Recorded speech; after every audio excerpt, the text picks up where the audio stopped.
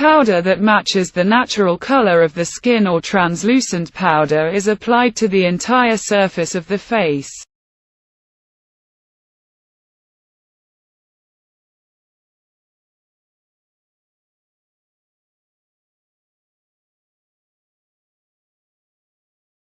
Using powder a tone darker than the natural skin color. Problematic parts of the face are visually corrected. In this case, there are age-related changes. In order to visually improve the shape of the face, we darken the lower part of the cheeks. A small amount of dark powder is applied to the sides of the forehead. Carefully blend the transitions from one shade to another.